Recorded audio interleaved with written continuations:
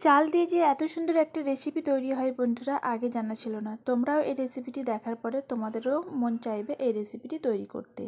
তো এখানে দেখো বন্ধুরা, 1 কাপ কাঁচা চাল নিয়েছি। এটা ভাতের চাল, তার মধ্যে একটুখানি লবণ দিয়ে একটু পানি দিয়ে ভালো করে মিশিয়ে নিয়েছি।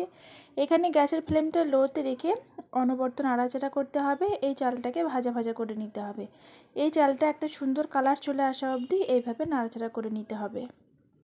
খুব বেশি উপকরণ লাগবে না, হাতের কাছে যে কটা উপকরণ আছে এইগুলো দিয়ে বানিয়ে নিতে পারবে। তো এখানে দেখো খুব সুন্দর একটা চালের কালার চলে এসেছে। আর এইভাবেই আমি কিন্তু চালার কালারটা করে নেব, আর অতিরিক্ত করব না। আর এই পর্যায়ে গ্যাসের ফ্লেমটাকে লোতেই রেখে দিতে হবে, না হলে ধরে যেতে পারে। আর এখানে চালটা খুব সুন্দরভাবে ভাজা ভাজা হয়ে আছে। তো এখানে আমি 1 চা চামচ মতো ঘি দিয়ে দিলাম। তোমরা চাইলে এখানে রান্নার সাদা তেলটাও দিতে পারো, তবে ঘি দিলে সুন্দর একটা ফ্লেভার আসবে। তো ঘিটা দিয়ে আমি 1 মিনিট মতো নাড়াচাড়া করে নিয়েছি, আর বেশি করব না। তো এখানে দেখো চালটা খুব সুন্দরভাবে ভাজা হয়ে গেছে। তো একটা প্লেটের মধ্যে নামিয়ে নেব। তো এই চাল ভাজাটাকে ঠান্ডা করে নিতে হবে, ঠান্ডা করার জন্য রেখে দেব এইভাবে বেশ কিছুটা সময়। তো এখানে দেখো খুব সুন্দরভাবে ঠান্ডা হয়ে গেছে। এবার এটা আমি একটা মিক্সার জারের মধ্যে ঢেলে নিয়ে সুন্দরভাবে পাউডার করে নেব। তো এখানে আমি একটা কড়াই বসিয়ে দিয়েছি, 1/2 কাপ মতো ফ্রেশ নারকেল কোড়া দিয়েছি, 1/2 কাপ মতো চিনি।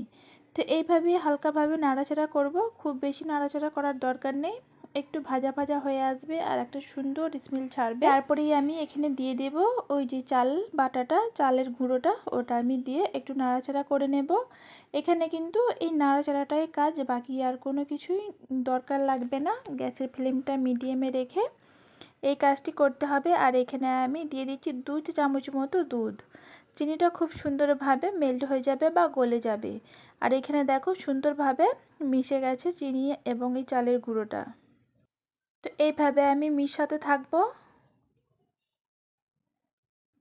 তো বেশ কিছুক্ষণ নাড়াচাড়ার পরে এখানে কালারটাও চেঞ্জ হয়ে গেছে। তো এখানে আমি কিছু বাদাম অ্যাড করলাম, কাজু বাদাম আছে, আলমন্ড আছে, আর কিছুটা কিশমিশ, আর দিয়ে দিলাম ফ্রেশ কোকোনাট বা নারকেল কুড়া। সব কিছুকে আমি মিশিয়ে নেব।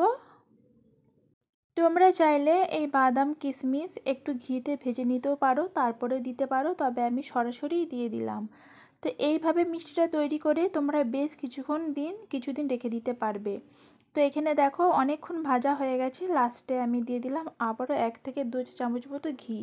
নামানোর আগে ঘিটা যদি দিয়ে নামানো হয়, সুন্দর একটা খুশবু ছাড়ছে আর খেতেও ভীষণ মজা হবে। এই লাড্ডুটা তোমরা বানিয়ে বেশ কিছুদিন সংরক্ষণ করতে পারবে, ফ্রিজ ছাড়াই, এমনিতেও রাখলে নষ্ট হবে না। তো এখানে দেখো খুব সুন্দরভাবে ভাজা হয়ে গেছে আর একটা কালারও খুব সুন্দর চলে এসেছে। হালকা ঠান্ডা করে নেব, তারপরে আমি এই লাড্ডুগুলো বানিয়ে নিতে হবে। খুব বেশি ঠান্ডা করলে তখন লাড্ডুটা হবে না, হালকা গরম অবস্থাতেই লাড্ডুটা তৈরি করে নিতে হবে। দেখো কত সুন্দর লাগছে আর কতটা ইয়ামি হয়েছে দেখেই বুঝতে পারছো বন্ধুরা। আশা রাখছি আজকের রেসিপিটি তোমাদের ভালো লেগেছে। ভালো লাগলে চ্যানেলটিকে সাবস্ক্রাইব করতে পারো। আর এতক্ষণ আমার সাথে থাকার জন্য অসংখ্য ধন্যবাদ। আর যদি বেশি ভালো লাগে তোমরা ফ্রেন্ডস ফ্যামিলিদের সাথে শেয়ার করে তাদের দেখার সুযোগ করে দিতে পারো। তো এখানে দেখো বন্ধুরা, সব লাড্ডুগুলোই আমার তৈরি হয়ে গেছে।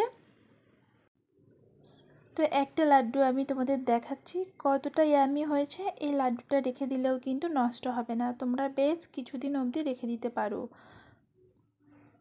এটা খেতে এত মজার হয়েছে, আর ঘি দেওয়ার কারণে একদম মোমো করছে ঘিয়ের গন্ধে। আর অনেক সুন্দর হয়েছে এই লাড্ডুটা। একবার যদি এই চাল দিয়ে এই রেসিপিটা বানাও, তোমাদের বারবার বানাতে ইচ্ছে করবে।